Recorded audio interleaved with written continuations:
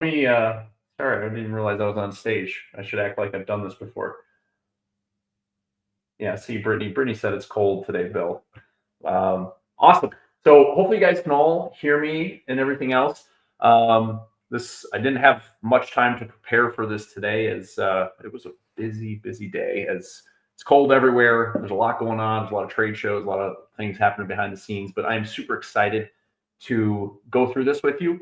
If you guys could let me know if any of you guys that are attending today, could you drop a one if you attended the digital marketing planning workshop I did in December, or two if this is the first time that you've seen this content?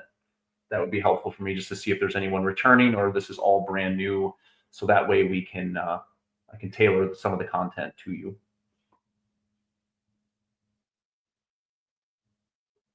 Okay, mostly twos.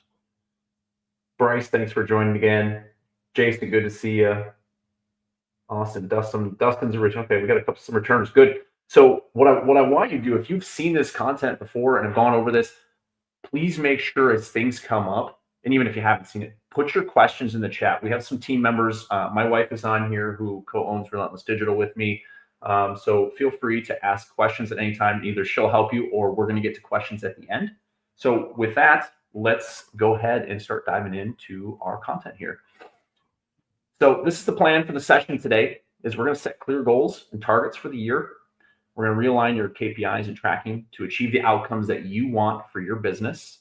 We're going to map out your plan. And by mapping out your plan, we're going to talk about different strategies in the digital marketing side. I'm also going to give you some offline strategies, some things that has been valuable to me throughout the time in the trades, and just some other things I think that our strategies are often overlooked. And a lot of times it's the simple stuff that gets overlooked the most. So, and then obviously we're going to set you up for success. And then I do have a calculator that is going to help you with a bunch of things. So stick around. That's going to be at the very end. And then just a couple housekeeping items. This is recorded. It will go out to you. We will make sure that you get a copy of it. So if for some reason your internet goes down or whatever, you will have access to this. So you can either share it with your team or watch the replay. Cool. We already did a little bit of this, so I'll skip that. But so the initial slide was, this was done in 2024. So what is your goal this year in terms of revenue? Drop it in the chat. Doesn't matter what it is, even if it's a small number and it's just you, or you're a part of a much bigger company. I'd love to know kind of who is in the audience here. So that way, again, if there's anything I can tailor to you, I will. And then just so you guys know, my screen with your comments is off to the right-hand side here. So if I'm looking off to the right-hand side, it's just me kind of checking out your comments and stuff like that. So, all right, Alex wants his goal is 12.5. Kyle, 4 million. Thank you guys for sharing that. Awesome. We already got some questions in here. Great. Jennifer, 2 million, 4 million. Barry, 5 million. Fantastic. So it looks like we have a little bit of everything. Logan, 1 to 1.5, 2.5. Fantastic. Awesome. Thank you guys for sharing. I appreciate having you guys comment on these things when if you've ever ran a webinar before. It's really helpful to have the engagement and stuff. So I really appreciate you guys doing that. All right. So if you don't know who I am, I'm not going to go into all this stuff. I will give you one thing that I think is the most important on this slide is the marketing philosophy. And I would love to see more people adopt this. Is once somebody becomes your customer, keep them as a customer. And we're going to talk more about some strategies on that later, but that is one of the biggest things I want you to take away from this, because I think it's one of the most important and overlooked things in the trades today. All right, so we're also going to talk about the biggest marketing trends of 2024, including AI. Obviously, that's the elephant in the room. And then some of these other things are some of the bigger trends that we've seen. Some of these trends have been happening for a while now, and it just continues to get greater. So online scheduling, customers wanting to text over call, AI lead follow-up or AI chatbots, AI voice technology, authentic video content, and I already mentioned AI voice to answer phones. So with the growing popularity of AI, one of the first things that we're going to tackle in this content is, should you be focused on anything outside of Google? And I think that's a thing. I have some data and statistics and stuff that I'm going to share with you guys shortly, so that way you guys can kind of put the puzzle pieces together and figure out what strategy makes sense for you. These are some of the other questions we're going to answer during this webinar. the first part of this, as soon as we're done with this, is we're going to talk about AI search and is it replacing Google and taking market share, because I think that's one of the most biggest jumping off pieces to understand. What is the right mix of marketing channels to help me reach my goals? How can I decrease my marketing spend as a percentage of revenue and still grow? Yes, this is possible. I know people say, oh, you got to spend more. You got to spend 10, 12, 15, 20% on of your revenue on marketing. That's not true, especially if you have your marketing and your operations as a cohesive unit. And then which AI tools will help me grow my business? All right, so in order for us to get into our strategy, we really have to know where we came from so we can decide what we need to fix and what we need to focus on in the new year. And this quote from Maya Angelou kind of summarizes that. So what I want to find out from you guys, I'm going to have one more engagement thing before we get into the meat of the content here, is what worked well for you on the marketing side in 2024. Maybe that was you started doing content. Maybe it was everything related to Google. Maybe it was something else, a direct mail campaign, or something else that you tried. But this is also an opportunity for you to share that stuff so other people can learn from you and you guys can all collaborate together, because community is extraordinarily powerful if you guys leverage it and put yourself out there. So I'll try to give it just a second here. I know this is a little bit longer form to type in, but what worked well for you is the question we're answering right now.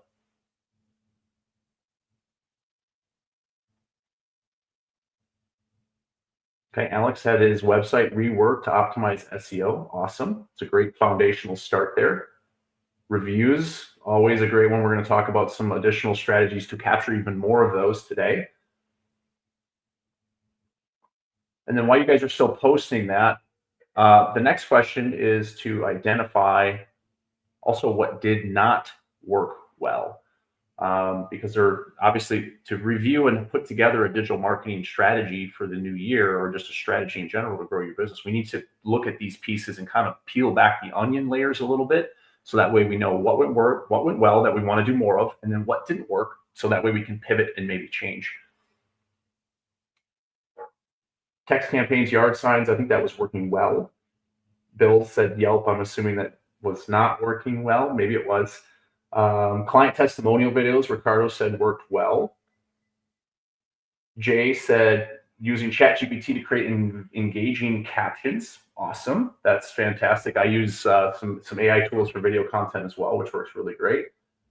Logan had website reoptimization, SEO, social media reviews, texting capability. Awesome. I'm assuming those are things that worked well, Logan. Cool. All right, so in order to determine our goals, we need to know there's certain metrics. Now, you can get really crazy. Like the business in here that you guys are trying to get to like 12.5 million. Some of your metrics may be different because you're going to probably start breaking things apart differently. You have different team members that you might be able to get individual KPIs and metrics. But from an overall business standpoint, there's really like 6 to 8 metrics that are super important for us to understand.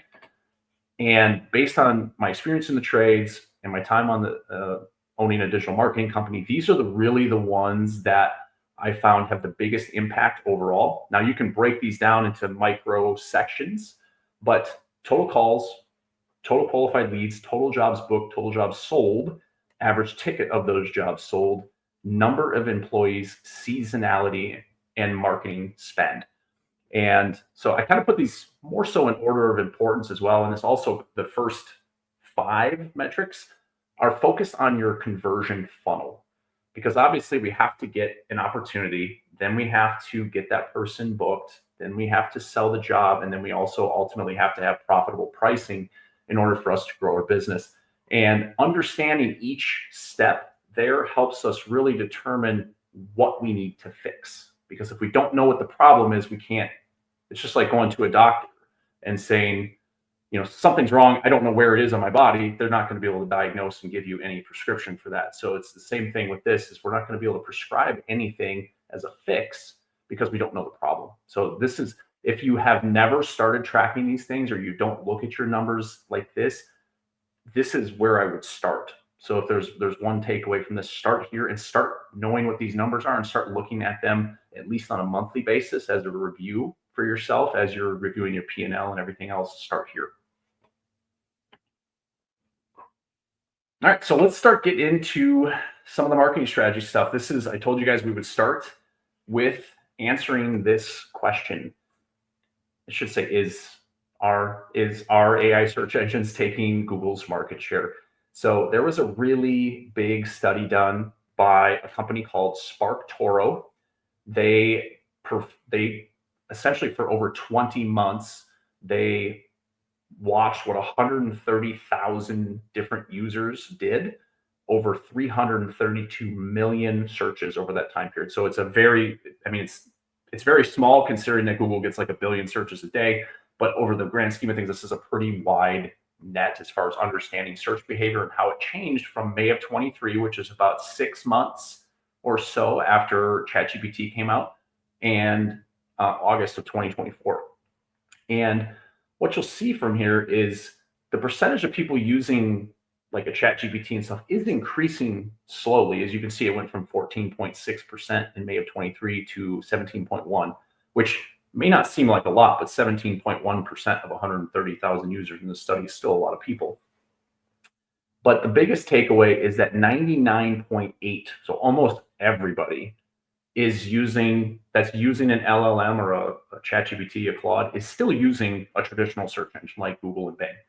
So at the end of the day, people are still searching for the services and things that you want on Google, on those types of devices. But the big takeaway is that, and I don't have a slide for this, but people are doing different searches on ChatGPT as they are on Google. I know for a fact, I go to Google for very specific things. Usually when I want to buy something or I want to do research on a company or something like that, I go to ChatGPT to help me with all kinds of like assistant level tasks, like helping write job descriptions, helping come up with questions or interview questions, things like that. I have them help with all that stuff, video ideas. I don't go to Google and say, give me 30 video ideas. I go to ChatGPT for that because it's more of an assistant. So that's how I use it. I believe most people use it that way as well. Now, one caveat to this is Google's search volume share has been over 90% for quite a long time. I don't know the exact length of time.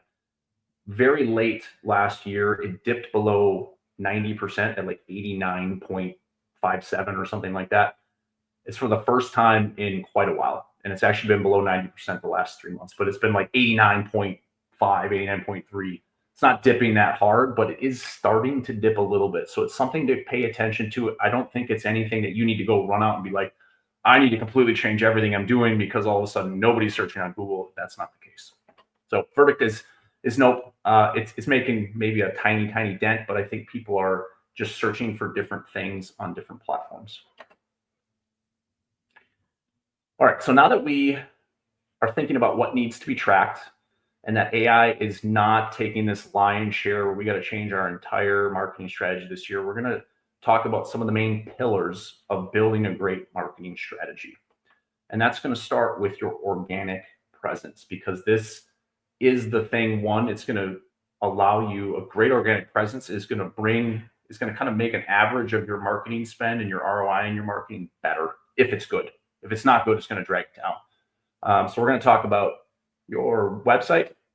We're going to talk about your Google Business Profile, Apple Maps, and I'll tell you why we're going to talk about Apple Maps once I get to it, Bing Places, and Yelp. So some of these slides, just because we only have so much time and I can't go really deep into each topic, I'm going to cover the high points. Just so you guys know. So take a screenshot of this or write it down or whatever works best for you, because some of this is just the high points and you just have to kind of refer back to this video as far as some of the details. But these are the core components of having a really good website that can start ranking for local keywords for services that you want to rank for. So 1 page per service, 1 page per city that you provide service in. And I did put an example here because some people are like, well, I can create 1 page for HVAC. For for HVAC, there's technically two different service types you're after: heating and air conditioning. So you really want to break those up into, like, let's say City 1 has a heating page and City 1 has a air conditioning page. City 2, same thing. If you have more trades than that, you want to break that up even further. You want to have plumbing with a specific landing page. You want to have electrician or electrical services as a separate page as well. So it can get, the bigger companies typically have more trades, more services. You want to break that up, because the searches that dominate right now are the near me searches. And having near me searches, you need location pages for those cities. There's really no other. Your homepage is not going to rank for all those cities. You have to have pages that say, hey Google, I want to rank for this in this city, and then fill in the gaps with some of your content on the page. So, and that's why most searches now, when I go into like Google Search Console accounts and I look at the queries and the things that people are searching for, a lot of times they don't have the city name in there. They don't have like AC repair Phoenix. They have AC repair near me, AC repair in my area, things like that, because people have learned that Google knows where they're located. So I don't have to put in the city. They just know, just do near me, or just even type in AC repair and it's going to pull up local companies. And the same thing happens in search. And the companies that have these hyper local pages are the ones that have an opportunity to rank. Now, it doesn't mean it's guaranteed you'll rank, but you do have an opportunity. And typically the smaller the market or smaller the city, the better the opportunity to rank, because there's not that much competition. Some of these other things, these are just little tips. Use real photos. Stop using the guy with the hard hat on that's in a blue jumpsuit that's on everybody's website that you run across. He works for 100,000 companies, so don't add him to yours. So just real photos. Put more than one photo per page. This stuff, when it comes to content, people want to see, they want to do business with people, not just a brand or a rep. They want to see who are they going to hire when they call, or who's going to come out to their house when you hire you. And then highlight the brands you use: Train, Ream, Moen if you're in faucets, or some of these other big brands. If you do generators, do Kohler or Generac, people recognize those brands. They don't know. I know everyone thinks they're going to remember your brand until you're really big, like a Parker and Sons or something like that. They're not going to remember who you are. So focus on the brands that they do recognize, because they have seen Generac commercials or they've seen the Train commercials. Focus on those things, and then also highlight your reputation, your reviews, your next door favorite, next door neighborhood favorite rewards, things that you've won in your local community. There's always like local community things that you guys can get voted on. If you guys have won those awards, make those very prominent, so that way people know when they land on your website right at the top of the page that you're an awesome company. Next, I'm going to shift into, and again, if you have questions, please drop those in the chat. I will answer those. I see there's already some questions about websites and stuff in here, so I'll get to those later. I'm going to shift into local SEO and Google Business Profile. One, the reason I'm not spending a lot of time on the website is your website used to be the most important asset you had several years ago. And there are still a lot of marketing companies. This webinar is not to bash anybody, but there's still a lot that focus on only the website.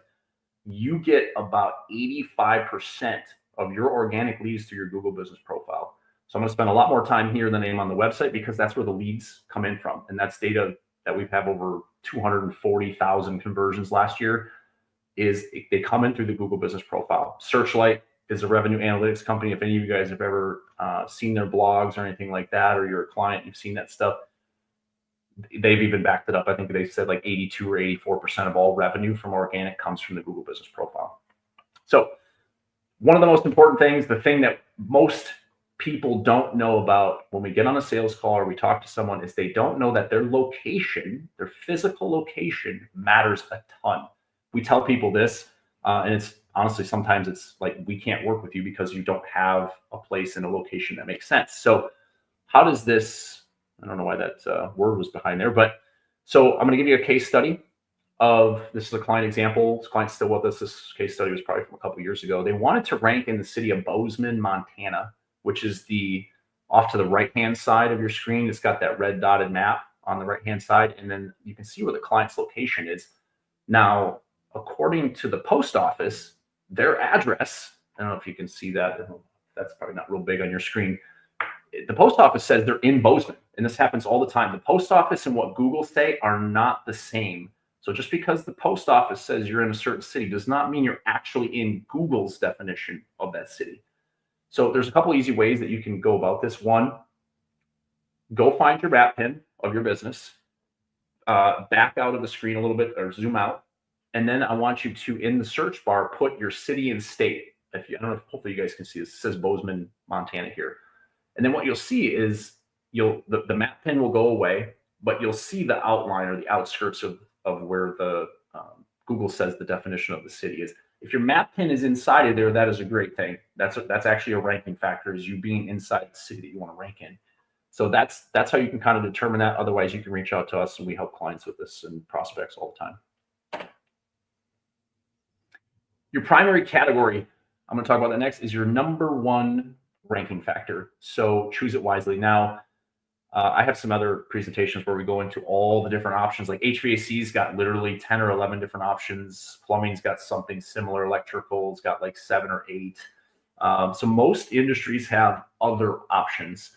For example, HVAC has HVAC contractor, furnace repair service, air conditioning repair service, air conditioning system supplier, heating equipment system supplier, HVAC contractor. Those are just the ones I can think of off the top of my head. What is important to remember is if you have seasonality, you may want to change your primary category. For example, right now, you guys all mentioned it's really cold, and it's cold here. You should probably have either HVAC contractor or furnace repair service, especially if you're in the north. I would highly recommend putting furnace repair service as your primary category, because that is going to be more beneficial and it's more relevant to the types of searches your market is doing right now. So just keep that in mind.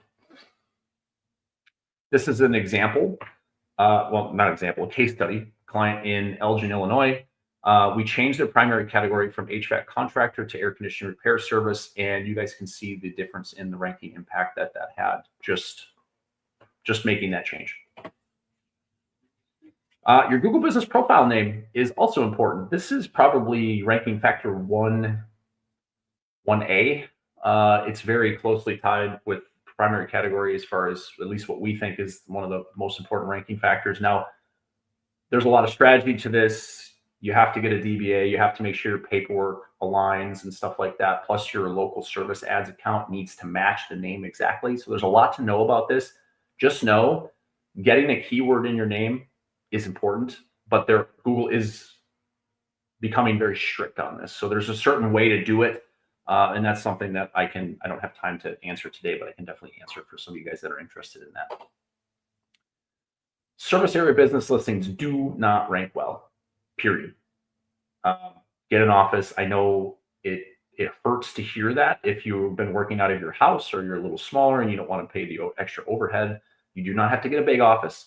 It can be a couple hundred, it can be 150 square feet. I don't care. It's just a tiny little room. It has to be a dedicated suite to you, though. It can't be a joint suite or a shared office space or a USPS post office box, because in order to get verified, you have to do a video verification. It means you're going to have to show Google the space on your smartphone. So, but the ranking benefits are pretty tremendous. This was a plumbing company. You can see the dates literally within 2 days.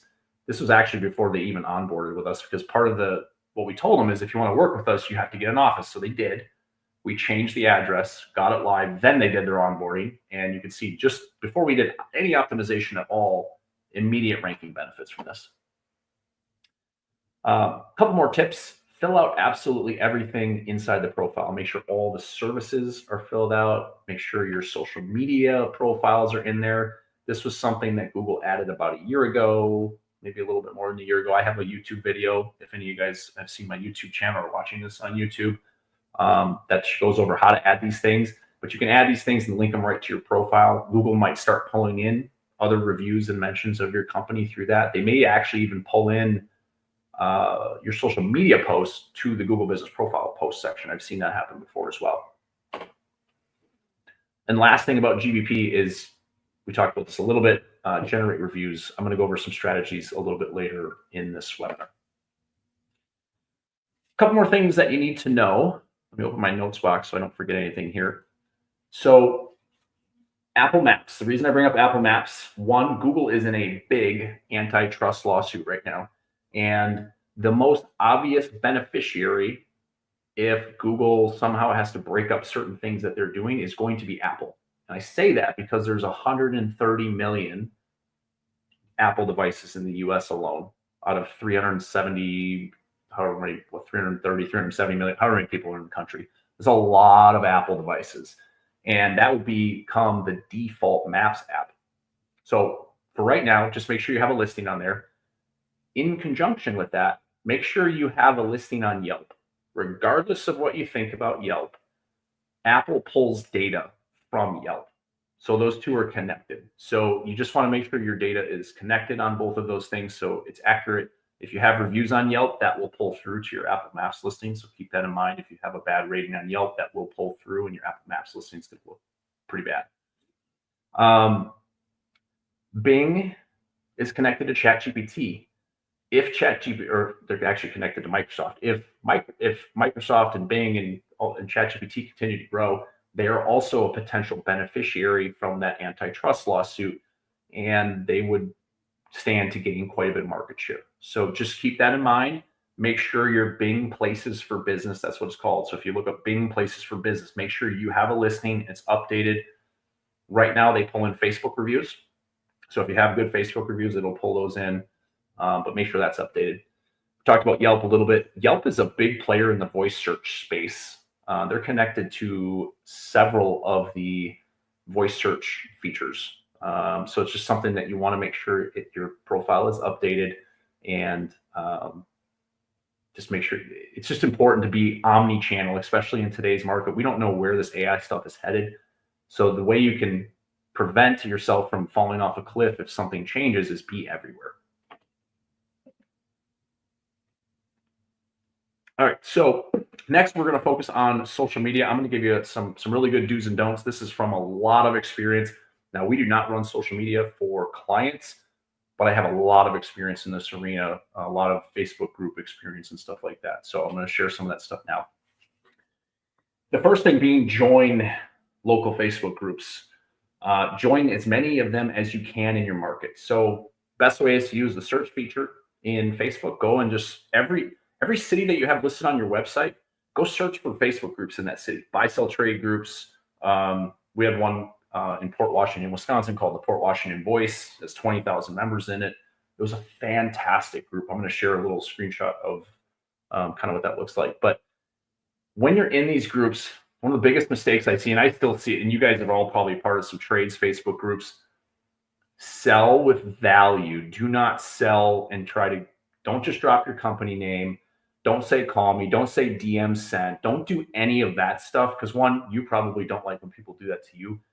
But if somebody's looking for an HVAC provider in the Facebook group, start asking questions because most likely someone has either clicked the little three dots and followed that post. They put a dot in the post or they put an F for following in the post. Those people are also potential leads for you. And by you always being the one that's asking the right questions and leading with value and trying to give a better response, people will start looking at you as the leader in that group, whether you think they will or not. It takes a little bit of time, but it does pick up pretty quick.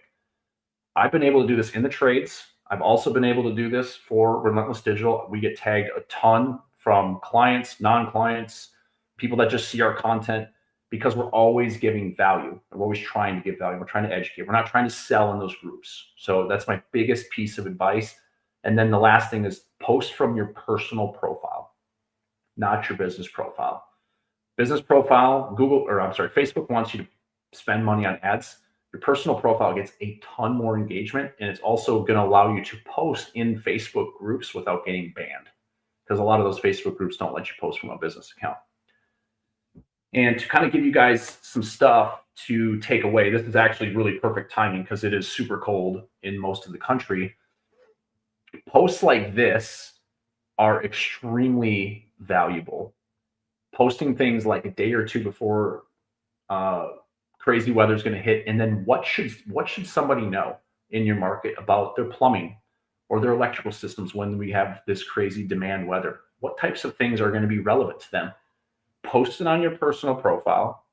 and then share it to every single group that you're connected to. I know it's kind of a pain, it's a manual process, but just share it to every single group. This doesn't, I have a different webinar with a different screenshot. I posted this on my personal profile when I worked at a different company prior to this, and a post very similar to the one you guys see in the middle of your screen here got shared almost like 990 times or something like that, and had thousands of likes. And then I don't know, I guess you can consider it kind of viral. It kind of went all over the place, but it was by posting this stuff right before the inclement weather. So if you have hurricanes, great time to let your audience know what's going on. Snowstorms. If there's, I mean, obviously like wildfire stuff, you can still post about that while it's ongoing because it's going to affect the air quality. It's going to affect what happens with people's homes and stuff. So there's things like that that you can help people out with. If you don't know what to post, go to a platform called Also Asked, asked.com, and type in HVAC snowstorm tips or something like that, and you will see other blog posts, and it'll come up with tons of ideas for you, and that way you can post that stuff. So a couple other to-dos: automatically share new Google reviews through to your social media profiles. You can automate this. If you want to learn how to automate this, I can put together a quick video for you and share that. Just reach out to me after this. Showcase your work, showcase your team, showcase the training you do and why you do the training. Post images of customers with yard signs in your texts. This worked great for us. We did a yard sign contest every week or every month, but we would constantly post those pictures on social media at least once or twice a week. Those always got the best engagements. Like, oh, hey, there's Jimmy. So it's really helpful. If you frequent any businesses in your market and take your team to lunch, post pictures, tag the business that you went to, tag the restaurant, because that stuff is super valuable. And then you start getting community involvement as well. And then lots of video content. I think that's pretty self-explanatory at this point. I put some tools down at the bottom. I can't go into each of those, but they're all really good tools in one way or another. Cast Magic is a content repurposing tool.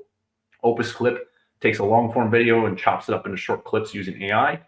And Big View is a teleprompter app. So if I'm looking at my phone recording a piece of content, right where the camera is, the teleprompter I can type out my message and I can just read it, and it will actually look like I'm looking at the camera. I lied. I do have some more examples. Here's the one that got shared a ton. Okay, there wasn't thousands of likes, but there was almost 1,000 shares, which is just as valuable, and a couple hundred comments. Here's another example of something that I posted when I was at Professional Services. Our team was training. I thought it was a good opportunity to train them on, or to tell our market why we do training on proper furnace inspection and maintenance. So that way, when they hire us, they know that we're going to do a good job because we train on this all the time. And this is kind of what it looks like when somebody in our market would need services. This is how dominant you can be in your Facebook group if you repeat this process over and over again. I would say about 80% of this group was us all the time. I mentioned this tool already. This is the website where you can get some content ideas. A couple don'ts. Don't use stock images ever. Like, don't do it at all. Just don't. Start taking pictures, start figuring out Google Drive or Dropbox or some sort of place to store that stuff. Stock images do not do well. Not posting enough.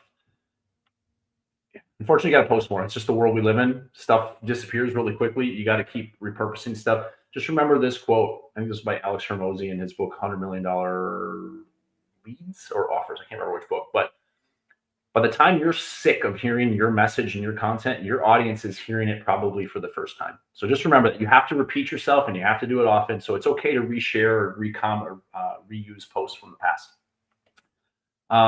Make sure you're posting the videos on short form platforms.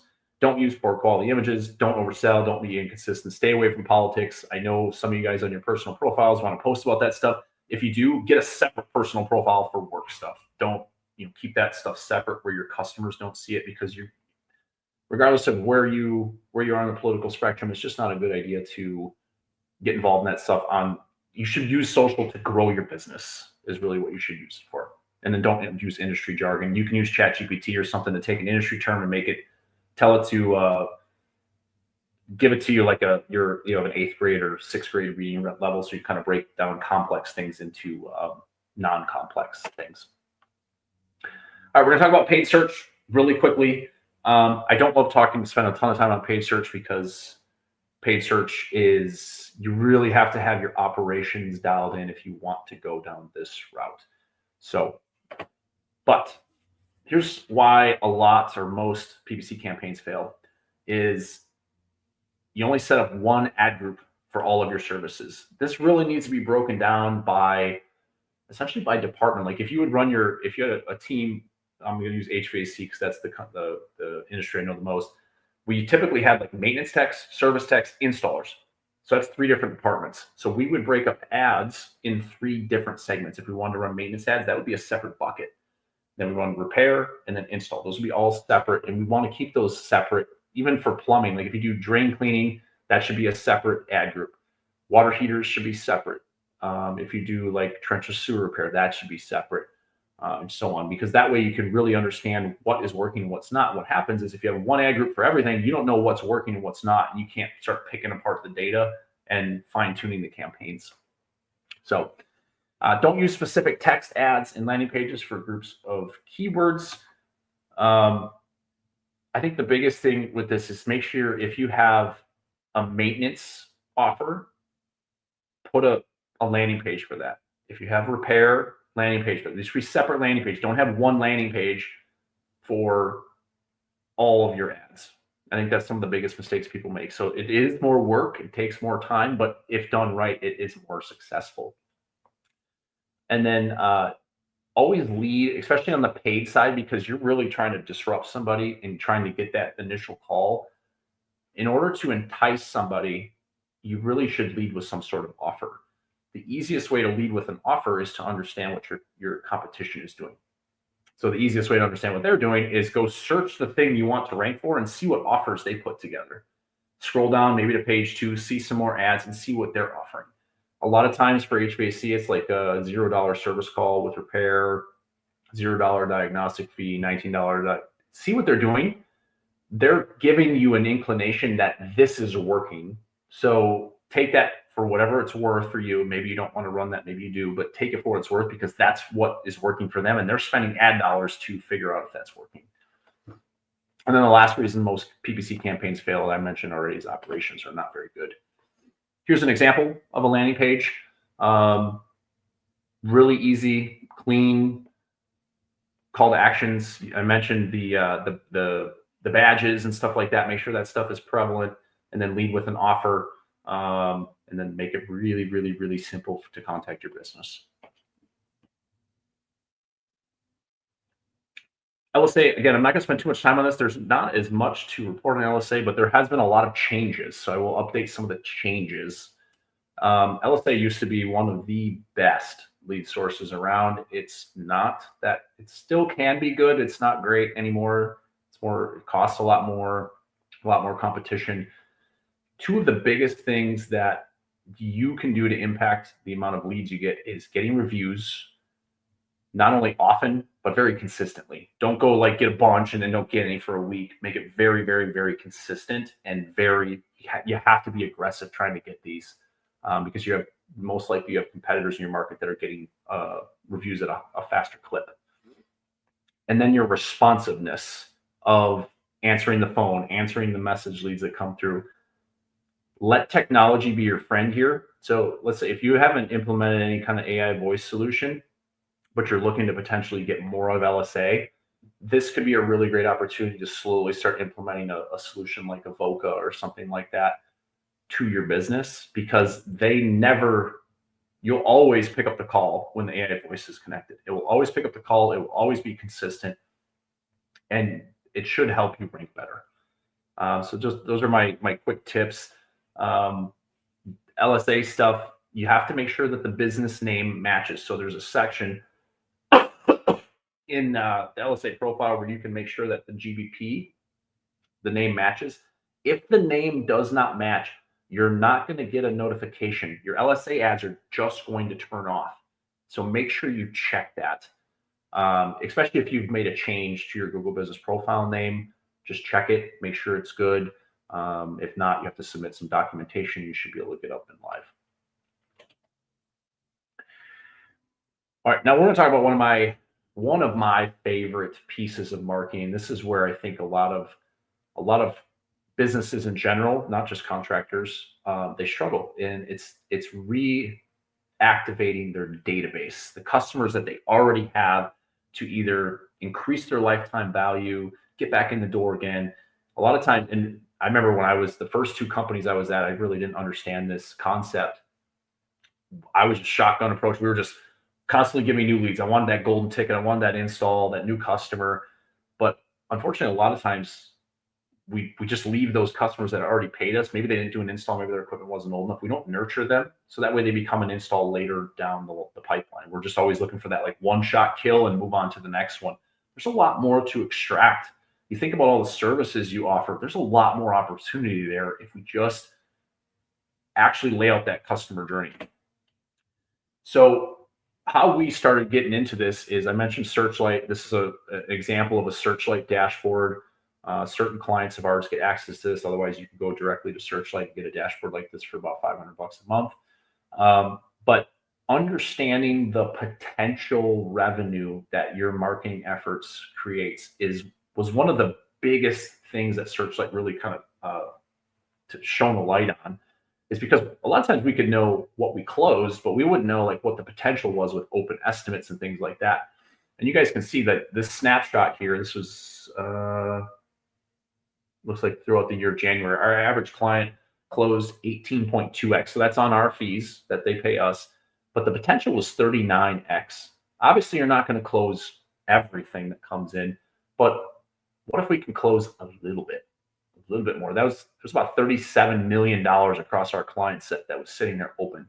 Somebody's going to get that business. So it might as well try to you. And that's through follow-ups. That's through all sorts of things.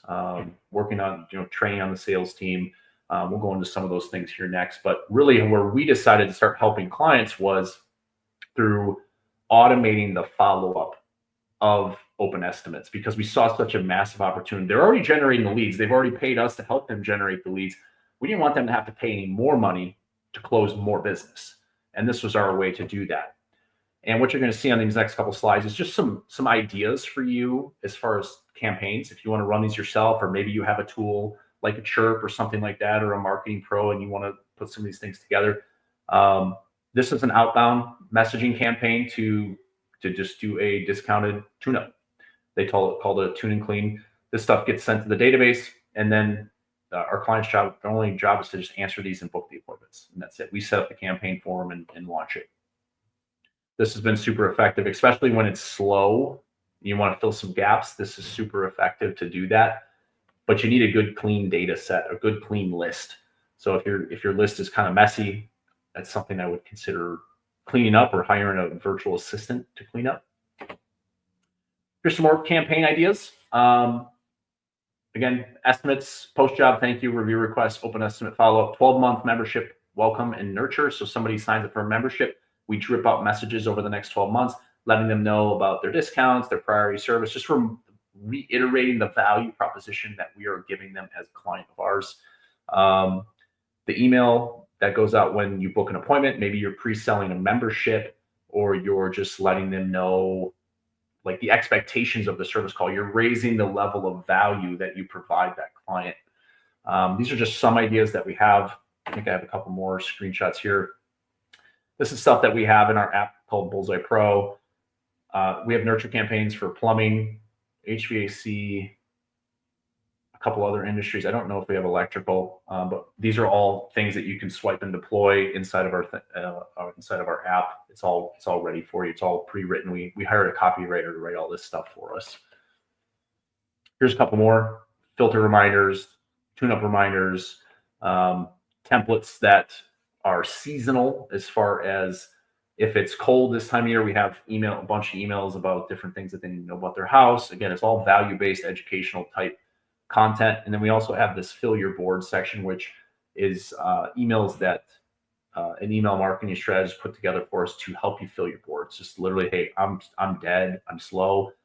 Instead of hearing, I need to go spend more money, or you need to go spend more money, we have opportunities for you to go fill your board without spending any more money. Get some momentum going. Hopefully your team can turn that into some opportunity, and then obviously demand and stuff can pick up the rest.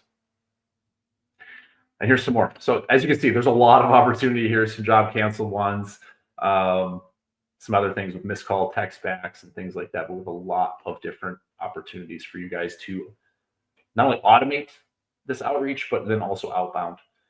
Here's some more ideas as far as the outbounding thing. These are all opportunities for you guys to take your list and re-engage it, so that way you don't have to go spend more. So quick success story, and that was almost 2 years ago now. We had an HVAC and plumbing company in Tulsa, Oklahoma. It was April, right before it gets hot, kind of in that area of the country, and they were dead. And they were really looking to keep their techs busy because they're about a $10 million company. They had a lot of techs sitting at home. And so they had a list of about 5,000 customers. We sent out a preseason $49 AC tune-up, nothing fancy, no crazy offers or anything like that. They booked over 300 tune-ups in 3 weeks, and they brought in an additional, I don't know the exact number, right around $300,000 in revenue from that campaign. They ended up about $850,000 in revenue for April. In June of that year, when it was hot, they only did about $1 million. So that literally almost got them to the point of where they were in like a really busy season. It filled that gap, and almost like they had their biggest April ever.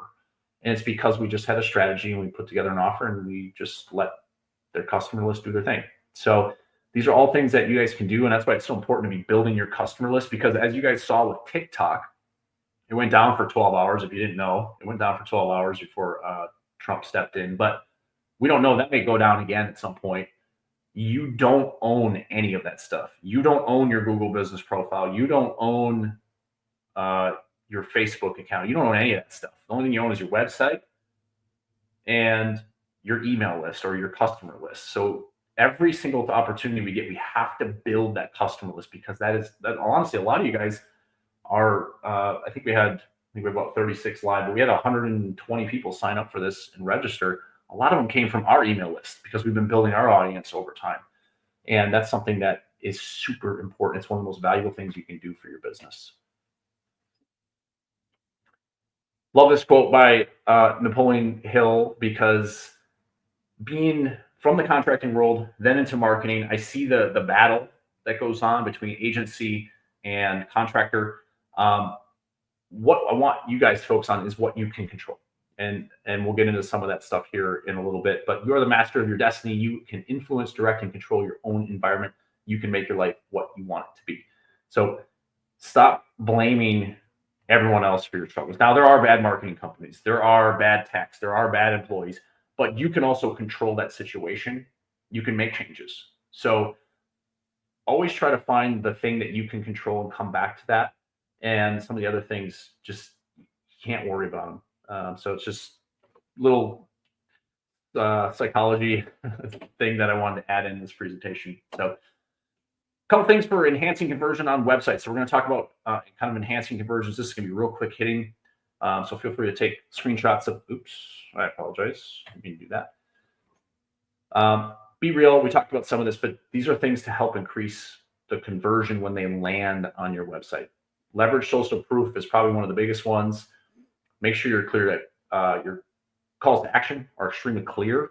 These are some of the things I see where people have like 6 different calls to action on the top part of their website. It needs to be very obvious what you want to do. If you prefer phone calls, make phone call the option. If you prefer online booking, make that the option. If you want form submissions, which I wouldn't recommend, make that the thing that's highlighted. Don't highlight everything. Don't put your store up there and all this other stuff, because you're just distracting the customer. Use special offers and coupons. Make sure your site on mobile looks good and loads well, especially if you're running paid ads. I've noticed on SEO side, it's about 50-50, depending on market, if it's desktop or mobile. If you're running paid ads, almost all the time that traffic is coming from your mobile device. So you want to make sure the mobile version of your landing pages and stuff looks great. Leverage live chat. I think my wife, Brittany, who's probably in the comments here somewhere, is a perfect guinea pig for this. She really doesn't call too many businesses. She either books online or she chats with them. And if you don't have either option, she's going to move to the next business. If you don't have an online booking option, either talk with your FSM or CRM program. Otherwise, you can look into programs like Autobot.ai is a great one that integrates. I think they're working on integrating with House Call Pro, and they also integrate with Service Titan. Great option. They also track the marketing attribution and some other things that some of the other providers do not. A couple examples for you guys as far as making sure that your websites can convert. Make it clean, make it branded, and just make it look nice. You shouldn't be trying to like vomit everything that you've done all into one section. It should be laid out nicely and really focus. Again, you can see the highlight. We focus on reviews right at the top of the page because people don't necessarily know who you are unless you're a really big brand in your market. But what they want to see is good reviews. They trust reviews almost as much, if not more, than the old school word of mouth. So that's what people want to look for, and that's why we want to put it right in front of their face. If you want some inspiration, feel free to go to this website. We have tons of designs on there. Feel free to look at those and get some inspiration for yourself. All right, we're talking about reviews. I mentioned we would talk about this later. So I'm going to go over some tips and some things. Some of these things you might not want to hear. Some I don't care. I'm going to tell you anyways. The best way is to have your team ask in home, period. You can leverage automation. We have a lot of clients that leverage automation stuff with us. That does still work. It's not going to work as good as having someone ask, them saying yes and be like, okay, here's our review link. Would you leave a review? I'm filling out my invoice or whatever. Ask in home. I promise you your conversion will be higher. And then I would also probably, if your team is going to ask in home, I would incentivize them to do that. So that way they get some incentive, but this will drive your review count like nothing else. And I've seen it time and time again. The businesses that do this and put an emphasis on it skyrocket. They get more LSA calls. They get more Google Business Profile calls. Everything grows because they're able to build that reputation. And then if you're taking those reviews and doing that automated post to social media, you have more of those posts to go out online, and you're constantly putting out into the world that we're a 5-star company. And that's really what I want you guys to focus on is if you don't know how to ask or how to bring it up, train with your team, have them ask, do the role playing in-house. I think I saw Doug Wyatt on here. I don't know if he's still on here. Big proponent of role playing. Role play that stuff internally in your business. So that way, when they get in front of a customer, it's easy. They don't have to think about what to say or stumble. They've already practiced. They've already kind of made a fool of themselves internally in a safe space. And then you can also ask ChatGPT to help you with some ideas on how to go about asking and stuff like that. But super important. You can leverage technology like QR codes or RFID tech. I don't know if I have it in front of me right now. Is something like these. There's a company called TapTag, TAPTAG. You can get these cards. They have like a chip in them. And if I held my phone up to it and tapped it, just like you would at a grocery store, it will pull up your 5-star or your Google review link. I mentioned this. This is actually something that we've done. We automate social media posts. I did this back even at Professional Services before we had Bullseye Pro to do this. We did it manually through Zapier. But get this stuff out as often as you can. Just constantly put it out into the world that we are a 5-star rated company and we do great work. Let your customers do the selling for you. So something that I don't get asked this question a lot. I wish I did. Is do reviews on other platforms matter? Because I see threads where people are like, well, should I get reviews other places? Everyone's like, no, Google, and that's all they talk about. Which, yes, Google should get the majority of your reviews. But when I was at Professional Services, the last HVAC company I worked at, we automated most of this process and trained our techs. But we gave customers 4 options. We gave them Google, Facebook, Better Business Bureau, because we did have some older people in our market, and Nextdoor. And we were able to we went from 46 Google reviews when I started to 2 years later, we had over 600. We went from, I think I have the notes over here. We went from one-star BBB review to over 20 5-star. We completely changed our rating on that platform. So people that did leverage that platform were able to see that we were a great company. We had, I think we had like 20 Facebook reviews at the point. We had over 100 when we left. And Nextdoor, we won Nextdoor neighborhood favorite 2 years in a row because of all the recommendations that we got on that platform too. And again, people search on different platforms. We talked about being omnipresent with Bing and Apple and some of these other platforms. Those reviews all show up differently. You can see this is a screenshot of Bing. It pulls in Facebook reviews. So if I'm on Bing, or if I got a new computer, I haven't updated my browser to Chrome, this is what's going to show. And you want to make sure that you're also there. Now, Bing gets maybe 4% of the market share, which is still millions and millions and millions of searches a day. So you just want to be omnipresent. Here's an example of an Apple Maps where it pulls in Yelp reviews. You want to make sure your Yelp listing is also updated. Quick note for you guys. This is actually also an outbound campaign idea.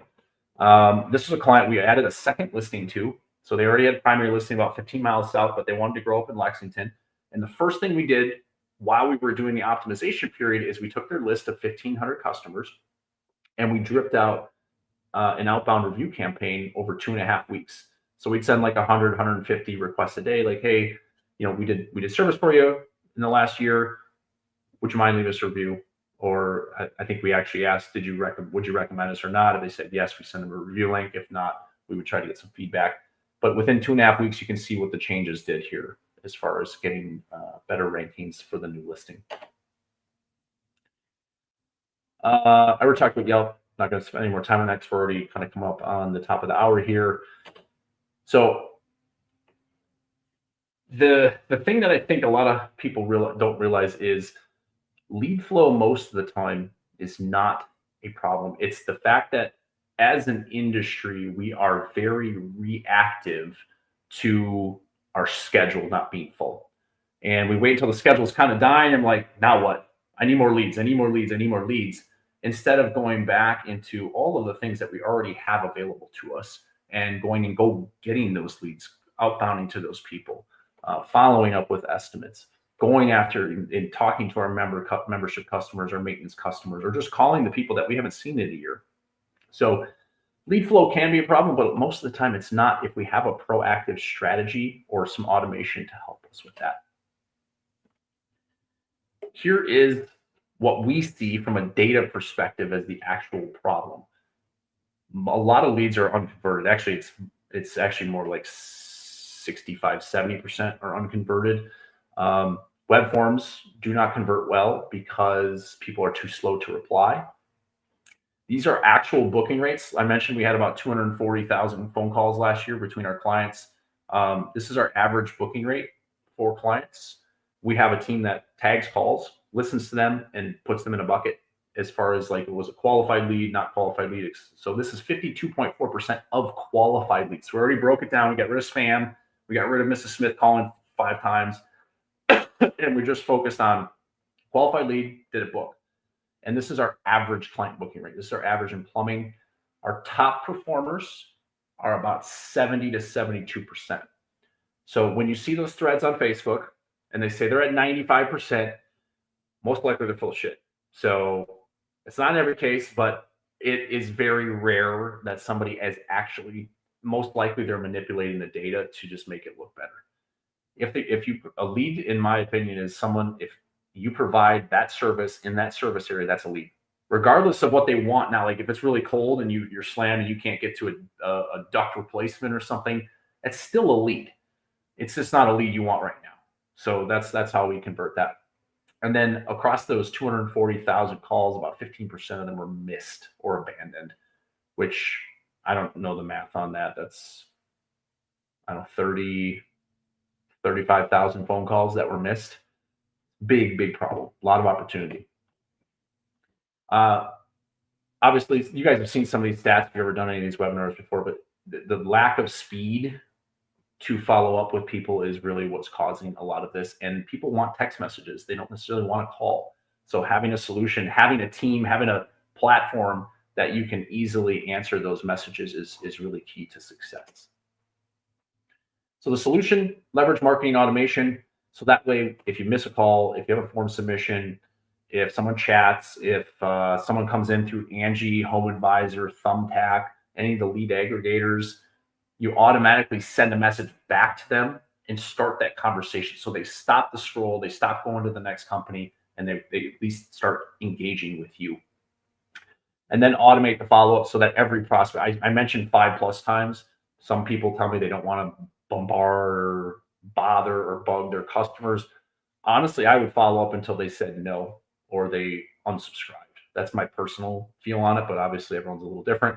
But automate that follow-up and that nurture sequence so that way you're always in front of that customer until they decide what they want to do.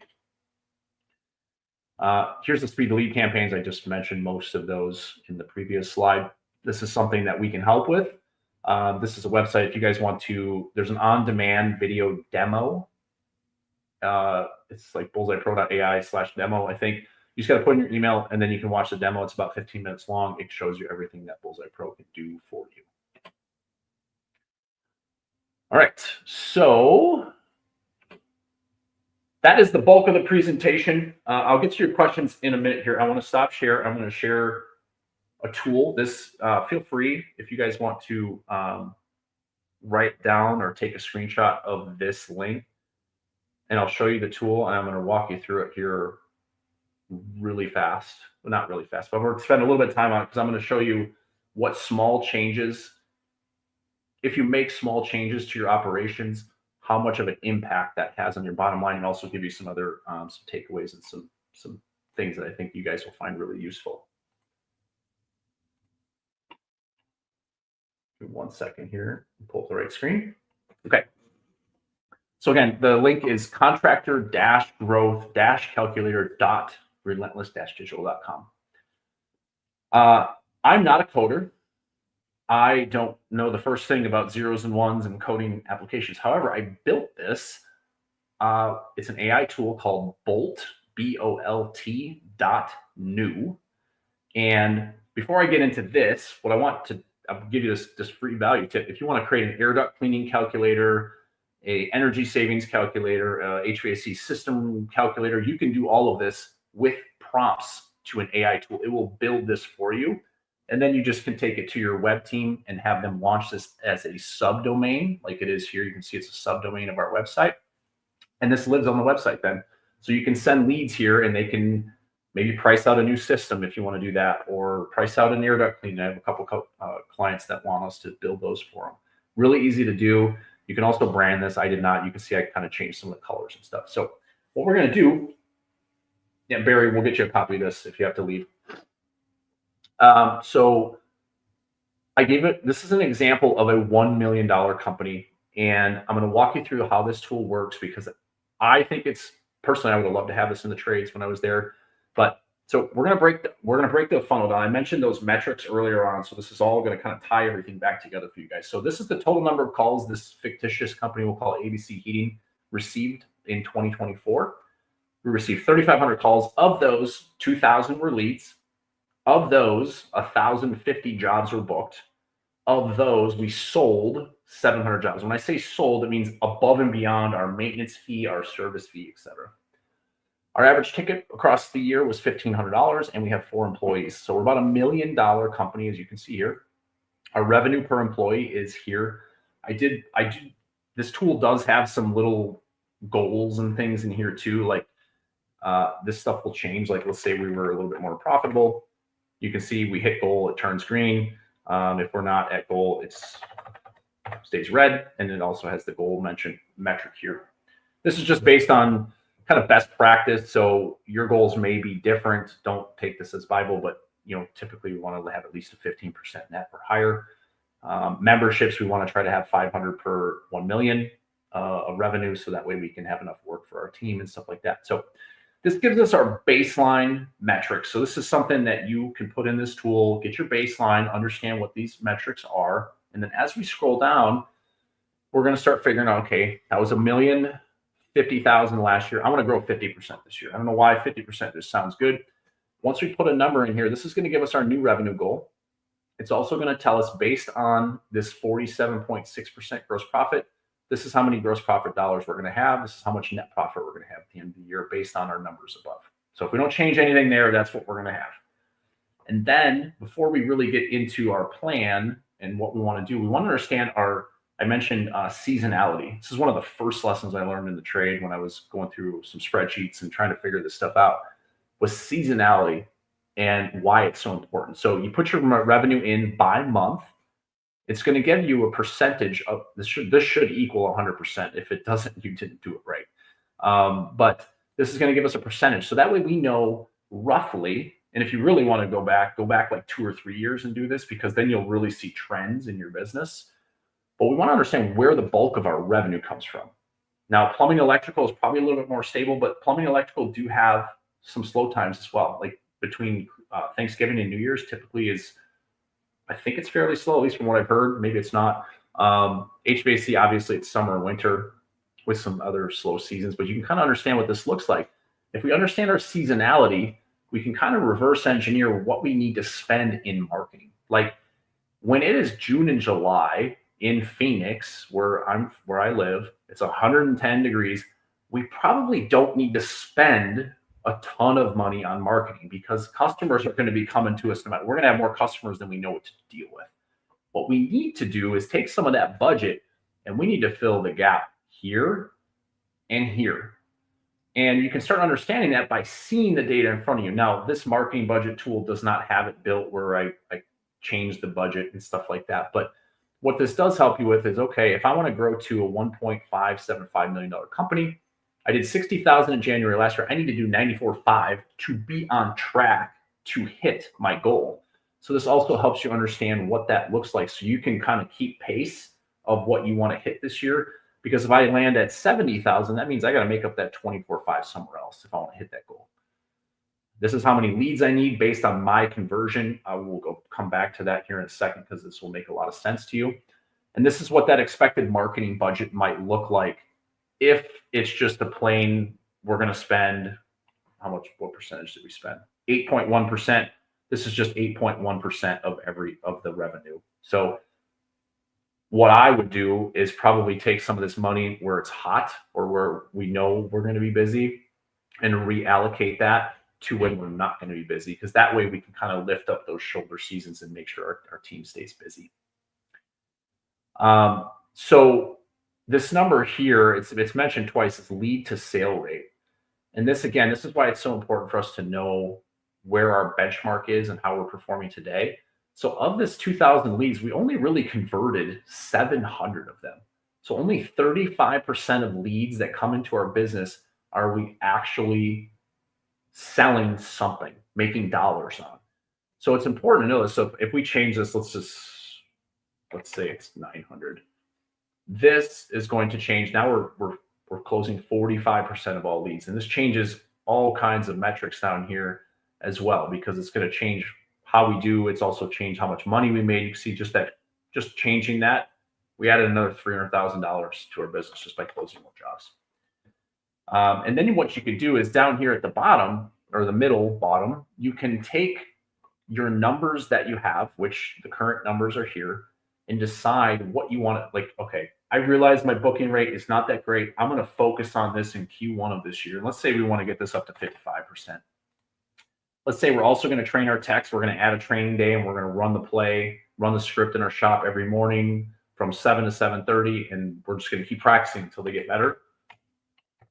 And let's say we're going to change it to 70%. And let's say we're also going to raise our pricing. And because they're converting more, our average ticket should go up a little bit. We'll just say it goes up $100. So with this conversion rate simulator, I have not spent any more money on marketing. I'm still the same $1 million company. But if these changes hold true, I'm going to make an extra $180,000 with no more marketing spend, most likely no more technicians, no more office staff, just doing better with what is already come in the door. So that money is going to go right to your gross profit, right to your net. It's going to fall straight through because you're not adding a ton of expenses, maybe except for some materials. And you can see just by increasing our booking rate from 52.5 to 55, we added 49 new jobs on the schedule. And then with our increase in the technician conversion rate, we've added 69 total sales to our business without doing anything else. So I just want that to sink in a little bit, because this is so often missed. Everybody thinks they need more leads, but they really most of the time need to do more with what is already in front of them. And if you know the numbers, you can make sure, again, if you know the problem and you know the problem exists, you can fix it. If you don't know the problem exists, you can't fix it. So start tracking these things because it will make you a better business, a more healthy business, more profitable. It's going to be much more of what you want it to be versus sometimes the headache and stress that comes with running a contracting business. And then you just have to fill the gap. So the gap, instead of $525,000, is only $344,000 with our marketing. It's much more attainable. And then the last piece of this tool, I added this last minute, was to kind of figure out a more well-rounded budget. We talked about being omnipresent and have multiple channels and stuff. And I think a lot of times clients and contractors will come and like SEO is all of their budget, or PPC or LSA is all of their budget. And in order to be healthy and to get leads regularly from all these places, you need to be in all these places. And that means you need to have money set aside. So when people say they spend, let's say, 10% of their budget on, or 10% of their revenue on marketing, and at this example is $100,000 a year, that $100,000 should be broken up into buckets. And I put some numbers here. So if you guys want to calculate yourself, kind of what a solid SEO budget, local service ads, and obviously these can change in flux. Depends on if you have a really great reputation and do a lot of community events, maybe you want to spend another 5 or 10% or 15% on that and lower it somewhere else. But these things, you really should span these things out so you have ability to capture leads in all different places, because some people still, direct mail still works. PPC works. Local service ads can work in your market. Some people are big on social media and finding companies that way. You just don't know where the customer is going to find you. So being everywhere is really how you protect yourself from that. Cool. I'm almost done. I appreciate you guys hanging out with me. Hopefully that tool was helpful for you guys. So I would love to hear from you guys that are still here. There's 35 of you. What are your top action items that you're going to take away back to your business, either tonight, if you're really hungry to do it and you got time, or tomorrow? What are you going to take away and what are you going to start working on?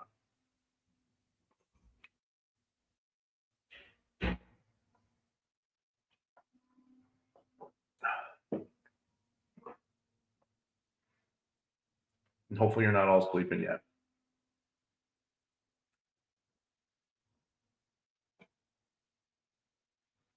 Just give me one action item if you're still here. Just give me one. Something you're going to do, something you learned, something you took away from the presentation. Dustin's going to start by rewatching this. Good. Hopefully that means there's a lot of value for you, Dustin. Page for each service and location. That's great, Brett. There are some tools. Actually, ChatGPT is a great source for finding location pages. You might be able to find like towns and cities that have like 500, 1,000, or 1,500 people in. Those are going to be a lot easier to rank for. So you can also do that. Dustin's going to look at alsoask.com. That's a great content source. Jennifer, tracking, love it. Evelyn, drip campaigns to members, love that. Ricardo, break down lead information, understand what I have to do. I love it. I love it. Improve statistics and the information we're taking in, Rufino. Mo's going to get another Google business profile to optimize, really work on being omnipresent on multiple platforms and allocating our marketing budget accordingly. Awesome. Mo, feel free if you got any questions. We do a lot of stuff with multiple GBP strategies, so feel free to ask any questions to us. Bill's going to reactivate existing customers. Bill, your customers we can definitely help you with that. So get with your client success manager and we can help you do that with some strategy and some verbiage that we know works and some offers that work. Awesome. Really appreciate you guys putting that on here. I do have some checklists for you. Hopefully you guys aren't watching this on a mobile device and you have a desktop, you can scan a picture, but otherwise, if not, and you want a copy of our workbook for some different, like it's got some checklists of different things that you can do. We can send that to you directly as well if you can't scan that QR code. So again, here's what we covered. If you guys want more information, we talk about stuff like this and a bunch of other stuff on Service Business Mastery. It's one of the, last year we were the HVAC podcast of the year, but We have like 500 some episodes that are already out there. So feel free to either visit our website, scan this QR code, subscribe to Spotify or Apple Podcasts. We're putting out new content literally every single week. And we got, I think our next recording is like 6 months out. So we have a ton of really great guests lined up and a lot of great information for you guys. And if you're not a client, I saw some clients on here. If you're not a client, you're interested in working with us, you can go to this link. It's booking.relentless-digital.com.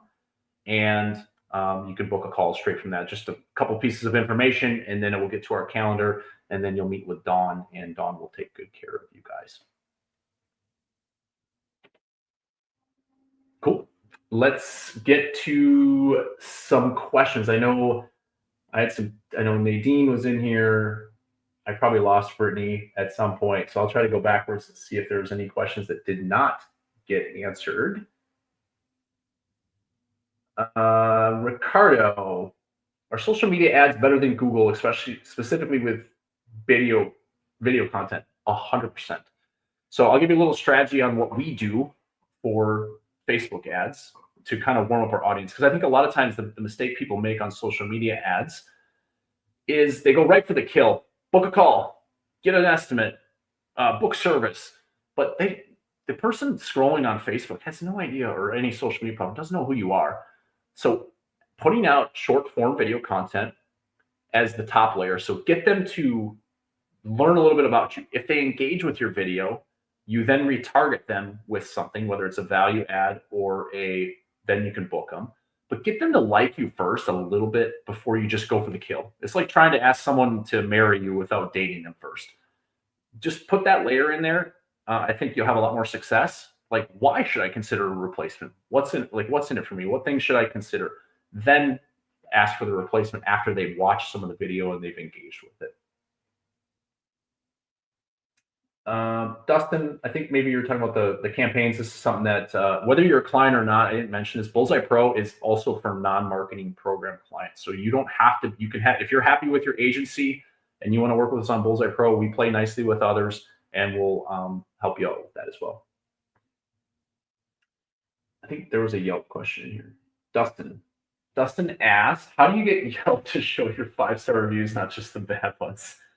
Dustin, I don't have the magic wand for that. I know if you do some ads with them, those seem to appear.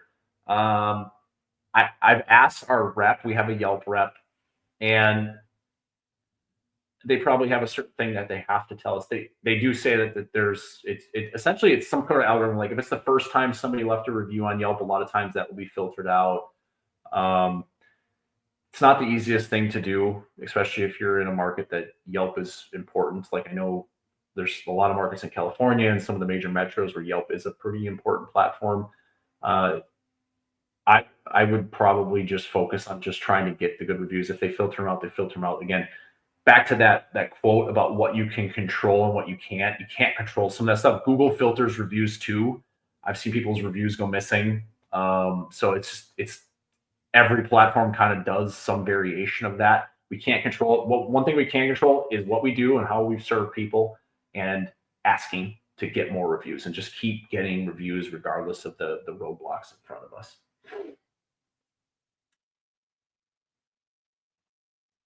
Great question, Ricardo. Besides Apple and Bing, are there new platforms or channels in 2025 to integrate our marketing efforts? So there is no new marketing channels. However, AI search engines to pay attention to, I would say Perplexity is the one I would pay attention to. And the reason I mention that, ChatGPT, I've done some local searches like find me the best restaurant in this town, and you kind of ask it why it's the best, and it doesn't pull reviews. ChatGPT is not very good at the local side of search. Perplexity is. Perplexity, if you ask it, find me the best HVAC company in this market, well, actually, if you ask it to follow up, like, why did you choose these ones? It'll start referencing reviews on Google. So I think Perplexity uses Google's interface somehow.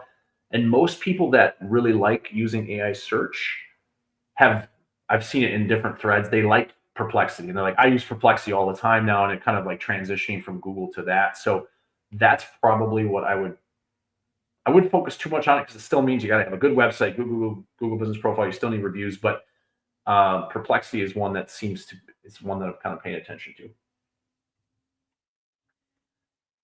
What about changing category to match season? 100%. We do this. So, example, we have a big map of our clients and their seasonality, if they have seasonality, and we will change the category based on what time of year it is. We do get some approval from the client just in case it's maybe not, the season really hasn't changed yet, but we do change categories pretty regularly with that. Ricardo, you're just like a machine on the questions over here. I love it. What are your thoughts on video updates in GBP instead of just a picture update post? Love the idea. The video has to be a certain file size, so very short form videos. So like, TikTok and some of those places, most people think like a minute to 2 minute videos. The ones on Google Business Profile should really be probably 30 to 45 seconds or less. Otherwise, you're going to have issues uploading the video. There's some camera settings and stuff you can kind of do to like make the resolution a little bit less, but then you're starting to hurt the quality of the video. But I would absolutely consider adding video. And the nice thing about video, I didn't add, is when somebody's scrolling on their phone, the video starts auto playing on Google Business Profile. So you don't have to like click it. It'll as you scroll, it starts auto playing, which is a really nice thing because it might capture someone's attention. Jay asks, how do you set your website to do a better job in a specific city? It really comes back to having specific pages. Search engines they're robots, they're advanced robots, but if they don't know what you want to rank for and what services you do in what city, there's no way you're going to be able to rank for those things. So that's why when I mentioned making sure every single city in your market is on your website, don't just list it out. It drives me crazy when I go to websites and there's like a service area thing and it's just got a bunch of cities just listed in like a paragraph format. That is not helpful. You need specific pages. If that city is listed on your website, you need to have that linked to a page that talks about the services you offer in that city. Otherwise, the paragraph of cities is completely pointless. It doesn't help you at all. So keep that in mind. If you're working with a provider, that's something that you can ask them, have them help you with that. Otherwise, that's something that we do as part of our process. And you guys got some great questions today. This is awesome. How can we optimize existing online content to align with the latest AI-driven search algorithms? Ricardo, I'm going to have you come to every webinar that I do because you're asking like some of the best questions. Thank you for that. Right now, I think the biggest thing is AI search engines they're taking information from your website, other people's websites, and they're kind of coming up with one answer, which is a better user experience, but they're still using information from your website. So things that you can do are making sure that when people are asking questions like, what things do I need to know to hire a contractor? Or how can I make sure my plumbing pipes don't freeze? Having content on your website that talks about those things can help. You want to be part of the conversation. I did a search, and it was because I was mainly curious, like best HVAC podcast, best plumbing podcast, things like that. And our podcast ranked in there. But what I realized is, I don't know if you guys have noticed this if you search on ChatGPT or Perplexity, there's a little section at the bottom that says sources. And what that does is it tells you where they're pulling information from. So it might be a local news site. It might be like in our case of the best HVAC podcast, it was other industry sites that mentioned we were the best or one of the best podcasts. So it's pulling from other sources. We just have to kind of reverse engineer what those sources are.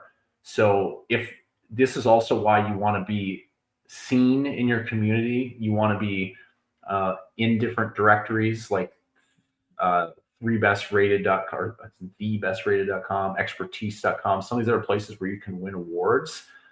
That's where these search engines are going to pull because that's the trusted source. Like you're going to say you're the best company. Company B is going to say they're the best company. Company C is going to say they're the best.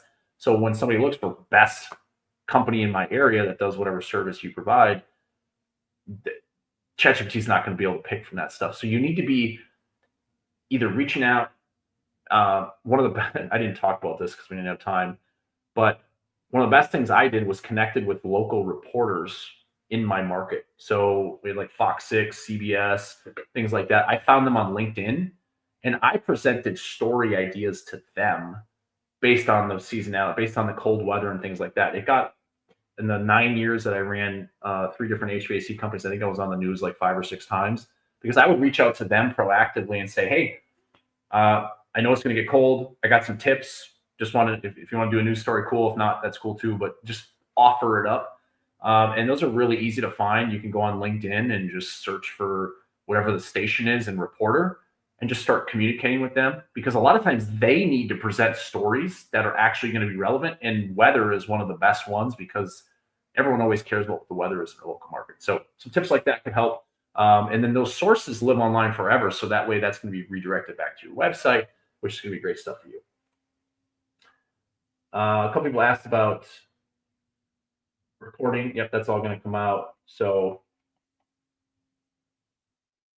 love it. Let me see. Okay, Ricardo, we're doing your website. Appreciate it. Dawn's great. Dustin asked, what about national groups? Dustin, if you're still with us, can you elaborate what you mean by national groups? Like what the question you're trying to ask is? I'm not sure exactly what you're trying to ask.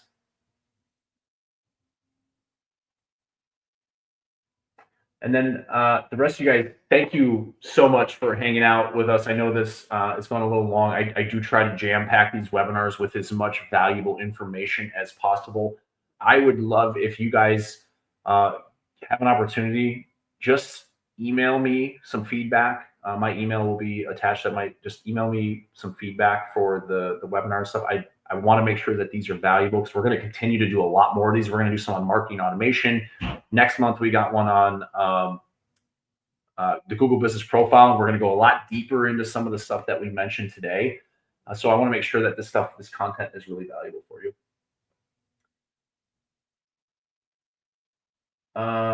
Yes, Nadine, I can. Let me see if I can go back.